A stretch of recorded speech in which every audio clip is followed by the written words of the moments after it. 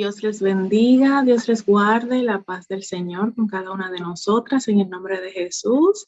Estamos por aquí, una entrega más de nuestro estudio del libro de Hebreos. Gloria a Dios. Estamos ubicadas en el capítulo 7 y vamos a ver hoy la continuación de este extraordinario libro.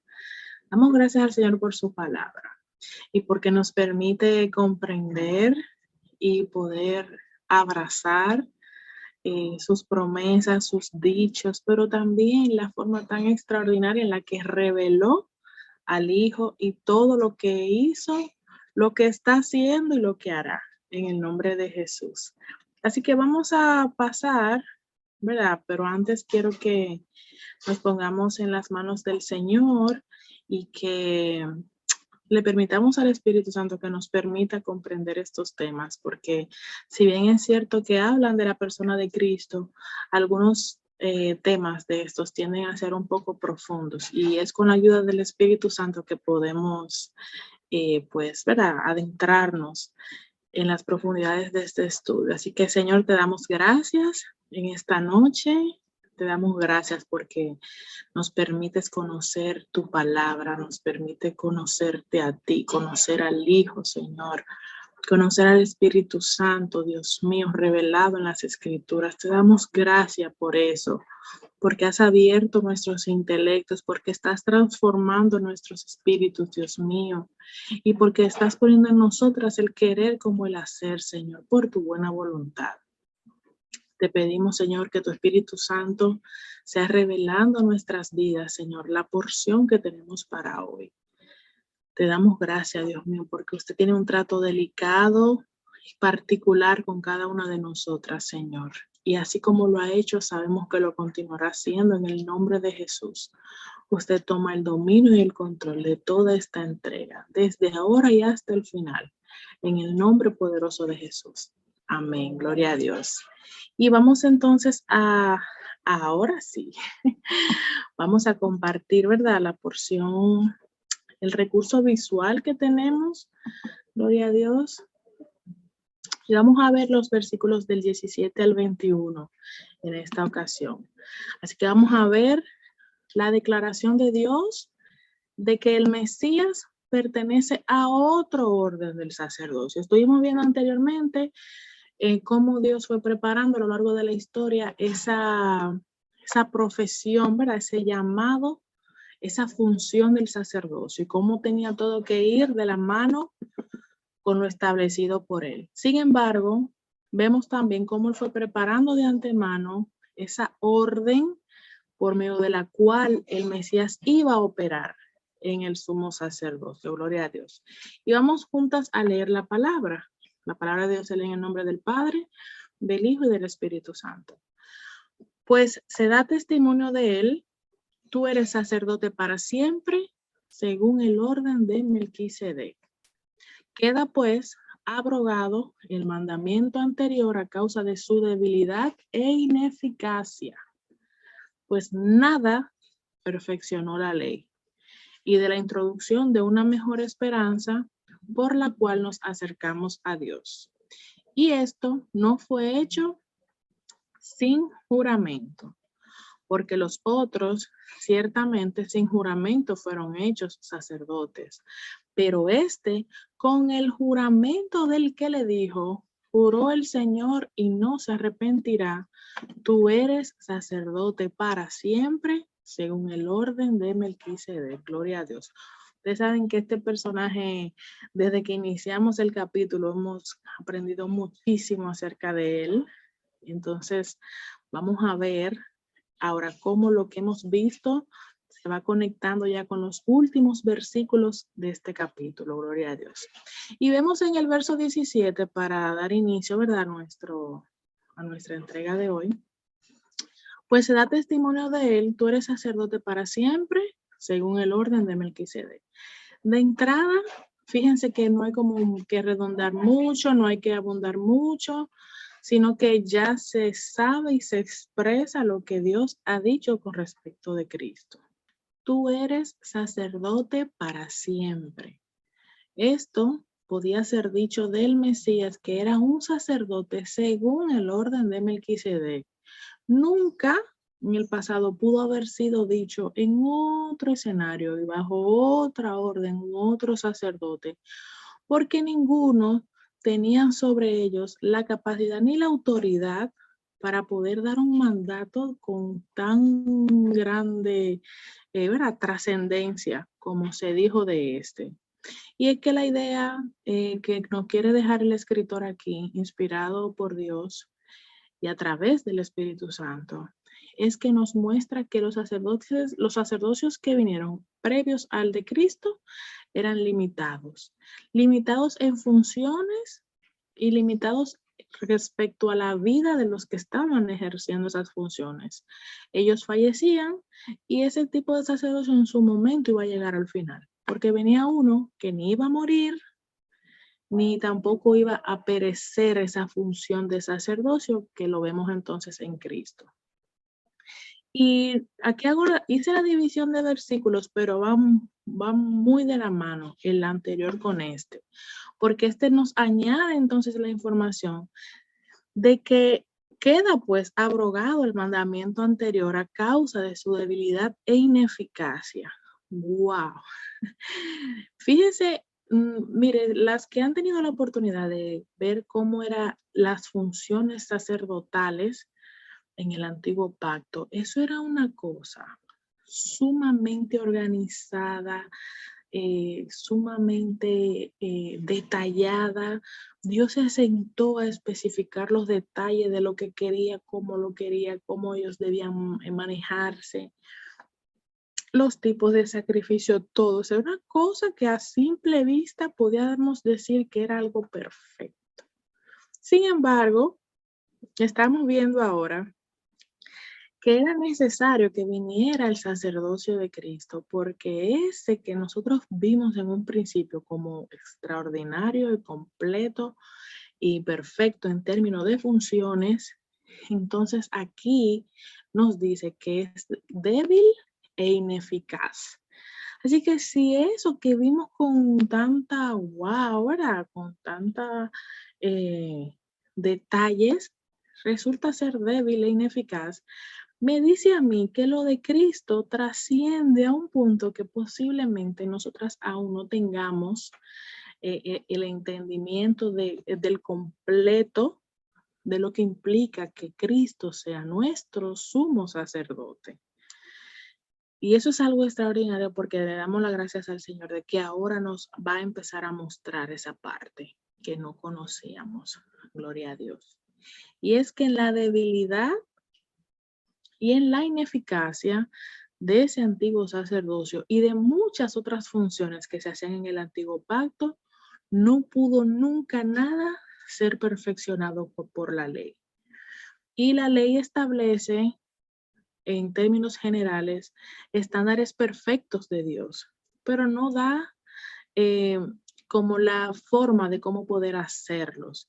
Por eso veíamos que en ocasiones le era tan difícil hacer ciertas cosas que estaban en la ley, porque es que Dios quiso tratar con la humanidad de que por nuestras propias fuerzas no íbamos a poder hacerlo, sino que íbamos a necesitar primero de una base eterna que nosotros mismos no podíamos asumirnosla para nosotros mismos. O sea, no podíamos salvarnos de la condición espiritual en la que estábamos. Y segundo, que lo que hemos decidido dejar de hacer o modificar en nuestras vidas, porque lo digamos 3 veces, no desaparece, sino que necesitábamos la ayuda de un asesor, de un consolador, ¿verdad? De ese guía impuesto, ¿verdad? Propuesto por Dios para que nosotros pudiéramos ser acompañados. Entonces, eso que tenemos ahora en la gracia, lo podemos ver en el Antiguo Testamento, pero es débil y es ineficaz. ¿Por qué? Porque no había quien hiciera eso de esa manera perfecta. Y en el 19, porque la idea es que se van mezclando estos 3 versículos y de hecho tratamos también aspectos del tema anterior.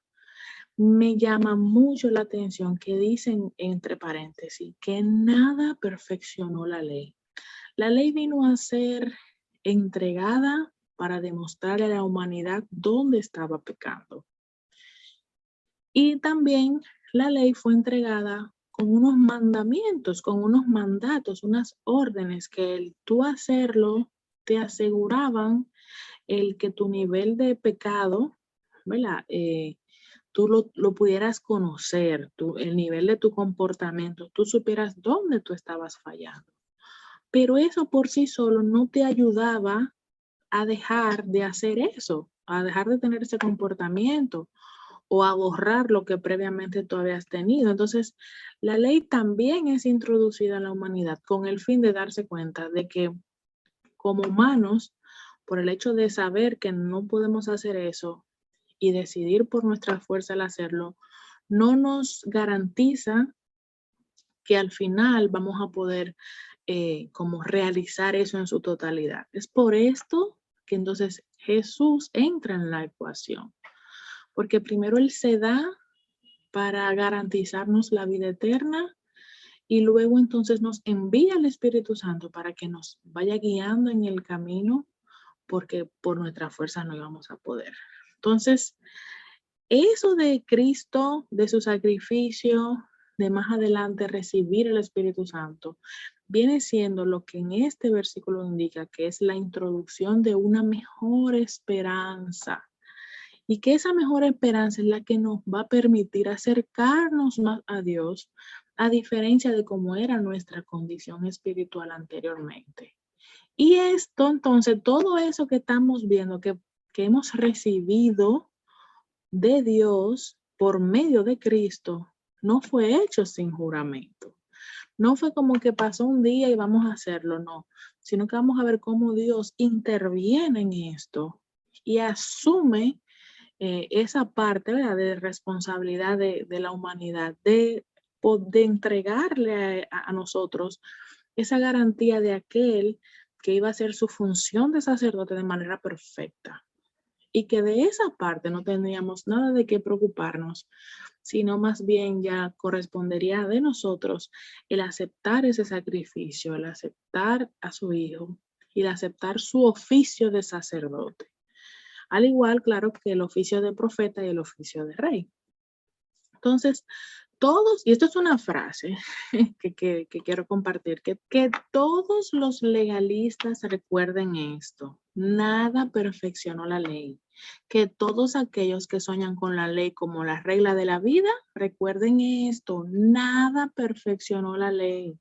Y si bien es cierto que la ley nos fue dada con el fin de que pudiéramos tener una buena convivencia y que pudiéramos conocer lo que Dios le agrada y lo que no, el hecho de utilizar esa ley y ponerla por encima de a quien él ha entregado como sustitución de todo eso, entonces ahí es que radica nuestro error. Porque una cosa, por ejemplo, es el tema de hacer sacrificios y ofrendas y muchas otras acciones que ya en Cristo fueron totalmente desplazados, porque ya Él es el Cordero perfecto.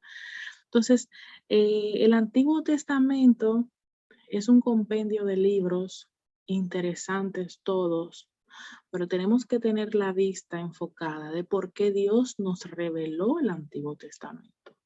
Es porque a lo largo de la historia necesitábamos tener un registro de cómo la historia iba preparándose con el fin de recibir de manera natural en nuestro mundo físico al Mesías.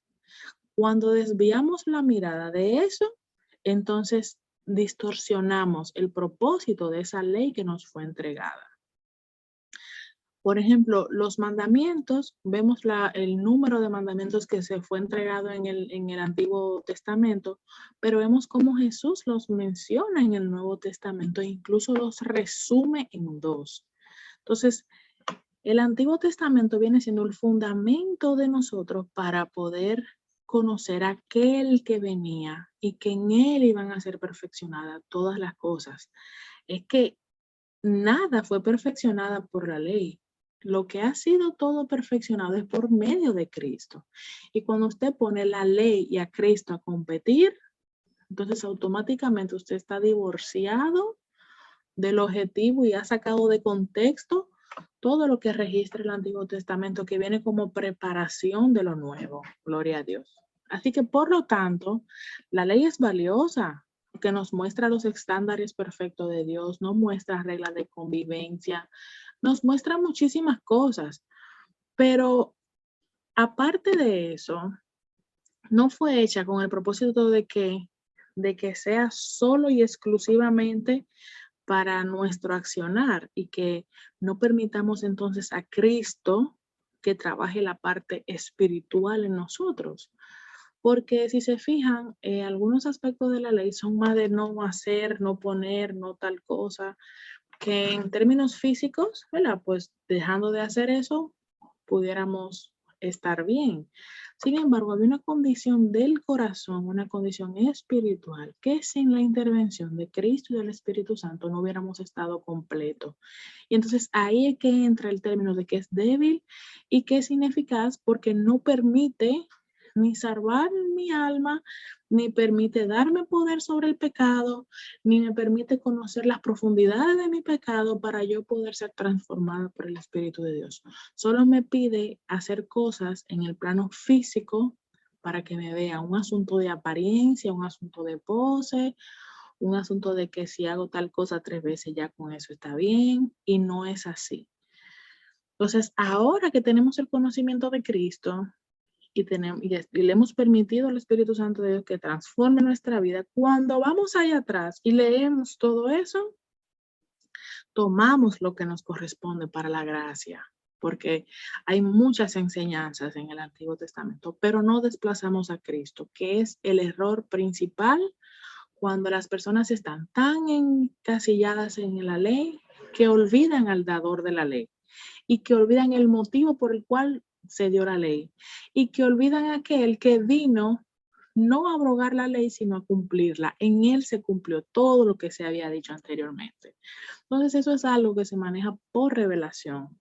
Es el Espíritu Santo de Dios que nos revela eso. Así que la ley nos da un diagnóstico experto de nuestro problema con el pecado, lo cual es esencial y eso es muy bueno, pero nunca nos va a dar la cura para ese problema de ese pecado, porque entonces faltaba eso que nos hacía falta y que en Cristo entonces ya lo adquirimos, porque ahí vemos que como Cristo puede salvarnos del pecado y puede darnos vida eterna, porque la ley no podía hacer ninguna de esas cosas. Bien, entonces cuando hace referencia a una mejor esperanza, no es en algo, no es en un documento como se tenía anteriormente la ley, sino ahora es en alguien. Esa esperanza es dada en alguien que es la persona de Cristo. Y es que cuando nos acercamos a Dios, Él nos revela a su Hijo. Como amamos a Dios, aceptamos a su Hijo e inmediatamente lo aceptamos. Entonces entra en contexto nuestro el Espíritu Santo, que empieza a transformarnos y empieza a verdaderamente hacer el trabajo transformador de todo lo que pudimos haber visto o leído de acuerdo a la ley, pero ya lo empieza a hacer vivo y real en nosotros y acorde a nuestra condición particular. Entonces ahí empieza nuestro caminar cristiano, que ya en vez de ser por religión, empieza entonces a ser por relación. Ya entonces me relaciono con mi creador, no hago las cosas o las dejo de hacer por miedo, sino porque verdaderamente internalizo de que a quien no le conviene hacer o dejar de hacer eso es a mí. Anteriormente con un miedo, bueno, porque no me quiero perder, porque el infierno, porque el lago de fuego, ya esa percepción cambia y empiezo a ver las cosas de que es porque Él me ama, que Él me está mostrando todo esto de manera preventiva. Así que la ley es anulada en el sentido de que ya no es el principio dominante de nuestras vidas y mucho menos en términos de nuestra relación con Dios, sino que fue lo que se preparó de antemano para que entonces en Cristo viniera a ser perfeccionado. Y el término de anular y de ser abrogado, que aparece también incluso en el capítulo 9 de nuestro libro, es quitar de en medio el pecado. Es como algo que es abrogado, algo que es anulado, es algo que es quitado. Y entonces es lo que permite con eso es que nosotros entendamos que se le desaparece ese poder que se le da a la ley para entonces depositarlo en Cristo. Y que entonces la eliminación de nuestro pecado sería solamente por Cristo. Así que la ley no nos da esperanza, la ley no nos acerca a Dios, la ley no nos da gracia. Esos tres conceptos los encontramos en Cristo. Y cabe resaltar que a pesar de que ahora nosotras estamos viendo eso, hay muchos que insisten desplazar la relación de gracia con Dios para tener una relación legal, legalista, una relación eh, divorciada de la que realmente Dios quiere con ellos. Entonces ahí es que entra el tema de la palabra. Cuando nosotros nos adentramos a su palabra y vamos viendo cómo cada cosa se va cumpliendo en el Hijo, automáticamente nos damos cuenta que nosotros podemos tomar para nosotros en este tiempo, pero que ya fue tomado por Cristo y no necesitamos asumir eso. Gloria a Dios. Así que la ley lleva una función valiosa, pero su debilidad principal es que no podía dar vida y no podía dar vitalidad, ni siquiera aquellos que la cumplían, porque oigan cómo era esto. Había una serie de estándares que si tú no cumplías uno, ya el resto de la ley era ineficaz para ti, tú tenías que volver a comenzar de nuevo. Entonces, eso por lo cual tú caíste, ya eso tú lo supiste hacer bien, pero ahora entonces en otro tramo tuviste entonces esa parte, no la cumpliste y entonces todo vuelve y se cae y vuelves, tienes que volver a empezar. Es como ese castillo de naipes que si pones una pieza que no está bien puesta, todo el castillo se desmorona. Sin embargo, ahora en Cristo vamos construyendo, pero ya no solo, sino que nos guían. El Espíritu Santo de Dios nos guía a ver dónde vamos a ir poniendo cada cosa de manera que podamos construir en equipo con el Hijo, con el Padre y con el Espíritu Santo. Gloria a Dios. Así que la función de la ley no era ni siquiera proporcionar fuerza, sino proporcionar estándares sobre los cuales el hombre podía medir su propio estado moral. Y cuando estaba estudiando esta parte, me acordaba de la mujer que fue apedreada. Y eso era lo que estaba mientras estaba el tema de la ley, eso era así. Y me imagino como ella, cuántas otras mujeres pudieron haber muerto apedreadas en plenas plazas y nadie ni siquiera se dignaba a voltear su rostro, porque eso era lo que estaba. Sin embargo, cuando leo que Cristo le dice que el que esté libre de pecado, que tire la primera piedra, y como uno a uno, desde el mayor hasta el menor en rango, empieza a irse, ahí me doy cuenta que hay un componente que les dice, ustedes pudieran saberlo todo, pudieran hacerlo todo, pero hay algo que no pueden hacer y es perdonar pecado. La ley ni nos da vida eterna, ni nos limpia del pecado, solamente Cristo. Y por eso es que no fue posible. Y de hecho, para completar la idea, el mismo capítulo establece que le dice a ella, vete y no peques más, porque tampoco la gracia es objeto para que nosotros andemos en libertinaje. La gracia nos da libertad. La ley nos oprime, la gracia nos da libertad por medio de Cristo, pero no con eso nos están mandando a tener libertinaje. Así que le dice, vete y no peques más, porque entonces inmediatamente recurre en el pecado y vuelve a su antiguo accionar. Entonces ya hay una parte de la autoridad de Cristo que él, al ver que esa mujer en este caso continúa haciendo lo mismo, entonces, ¿qué pasa? Hay una parte que se retira, su gracia se retira de ella. Y entonces ahí necesita ponerse a cuenta con Dios nuevamente. Y esa es la diferencia entre la ley y la gracia. Gloria a Dios. Así que su ineficacia no se debe considerar en el sentido de que sea totalmente inútil. También he escuchado otro extremo que dicen, no lean nada del Antiguo Testamento, que eso no funciona, que ya eso es viejo, está obsoleto. De ninguna manera. Grandes enseñanzas yo he recibido en el Antiguo Testamento. De hecho, hay una carga profética y de historia.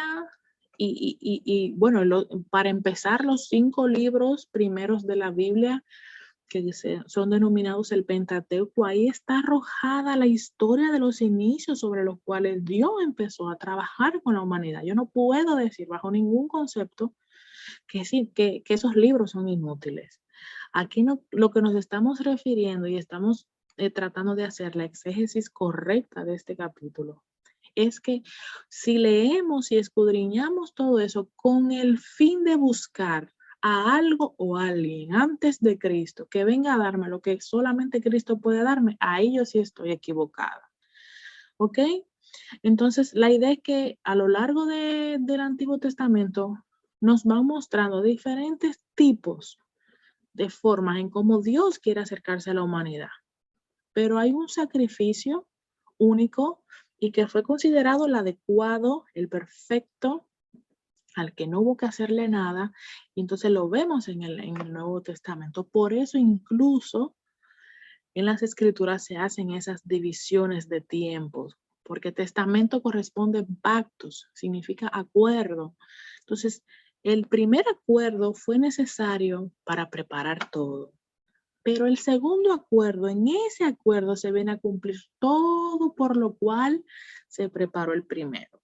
Y cuando tenemos eso en mente y estamos leyendo las Escrituras, entendemos que el Antiguo Testamento es bueno y que es útil, nos es útil, pero para salvación, para perdón de pecado, para transformación del espíritu, para cumplir ministerio, para ejercer liderazgo, para forjar nuestro carácter, necesitamos ver a la persona de Cristo y todo lo demás que se fue dejando después de él. Bien, así que el autor llega a la misma conclusión acerca de la ley que la que Pablo llegó en Gálatas 3, del 19 al 25.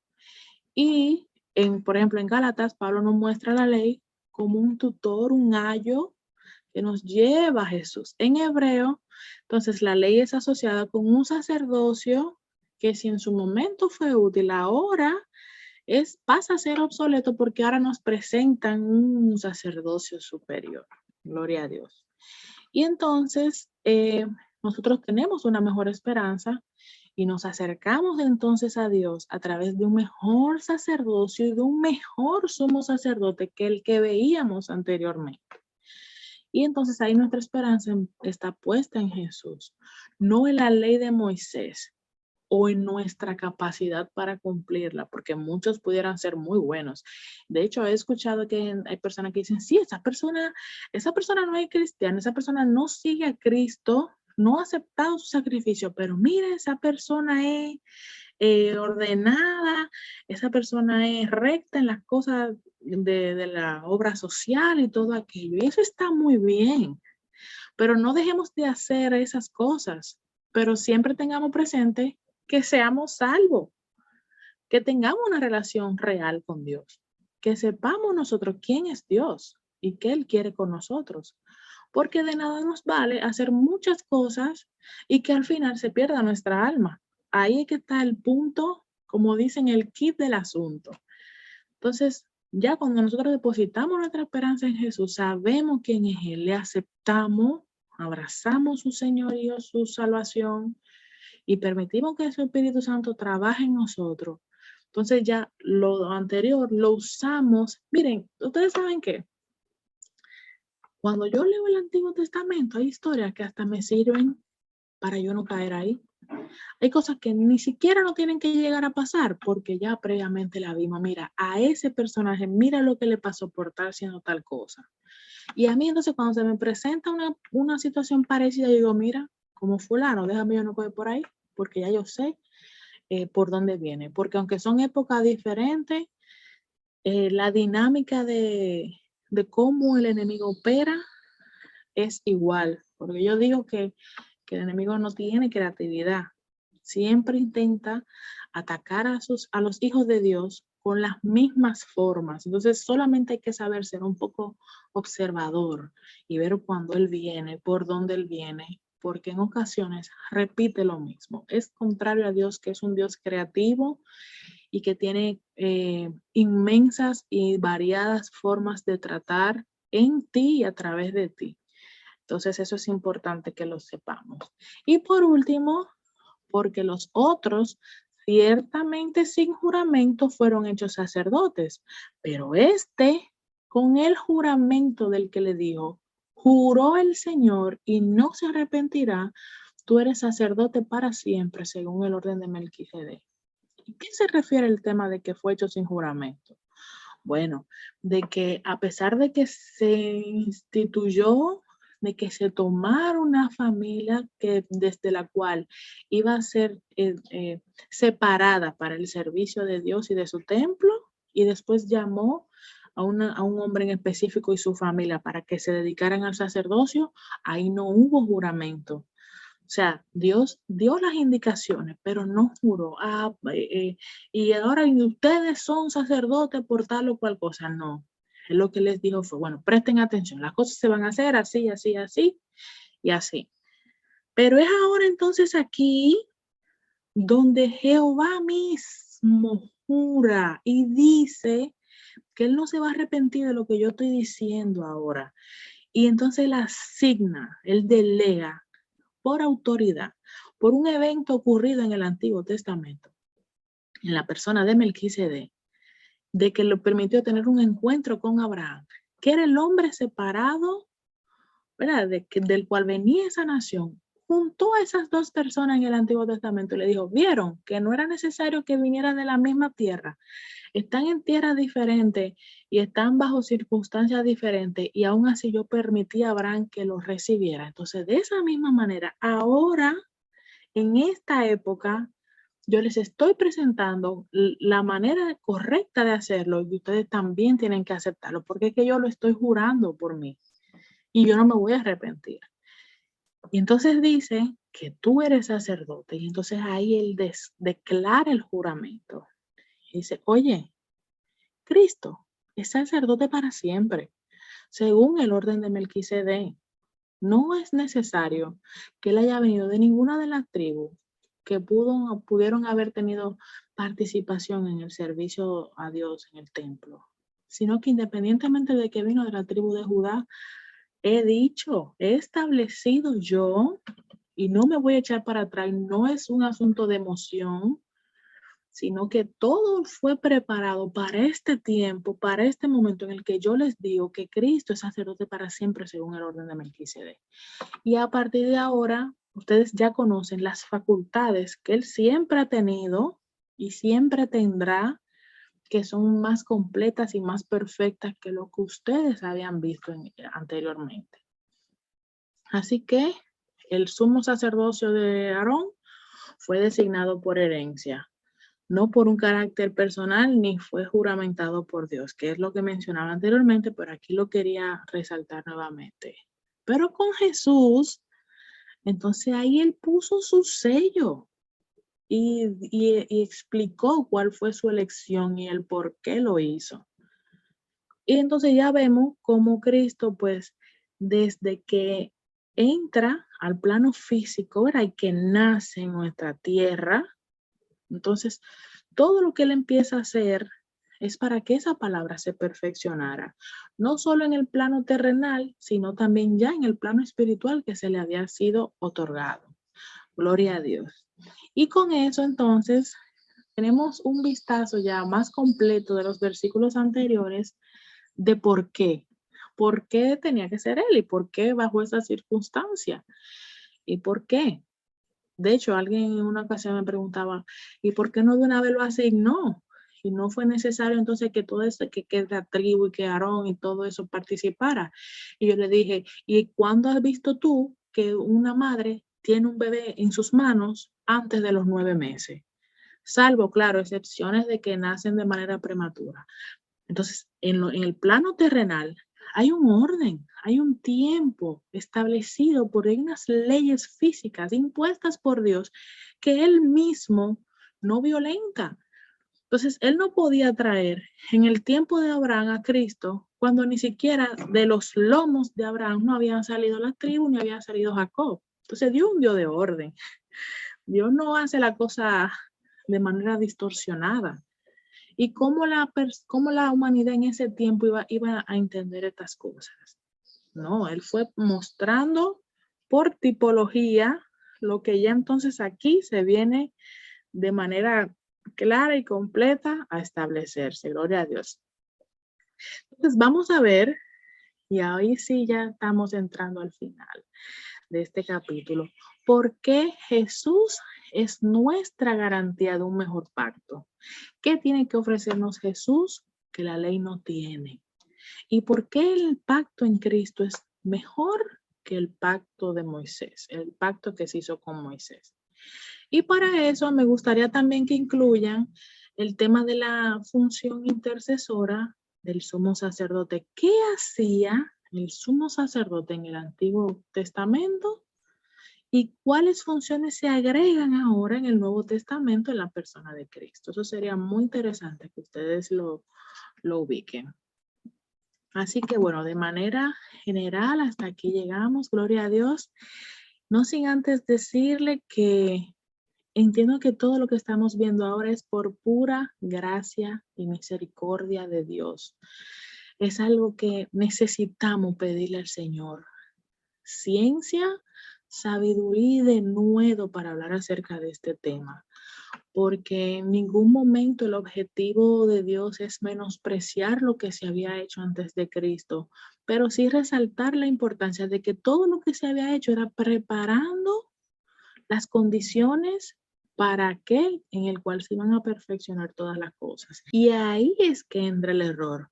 Cuando las personas de manera voluntaria o por ignorancia deciden permanecer antes de tomar la decisión de aceptar aquel por el cual en él se perfeccionaron todas las cosas. Y esa es nuestra función, que nosotras por medio de las escrituras mostremos que hay un nuevo acuerdo, que hay un nuevo pacto, que hay una nueva persona que en él se perfecciona todo lo que se hizo anteriormente, que hay una persona que es el único facultado y autorizado para perdonar pecados y dar vida eterna, y que Él es el único que su sacrificio fue perfecto.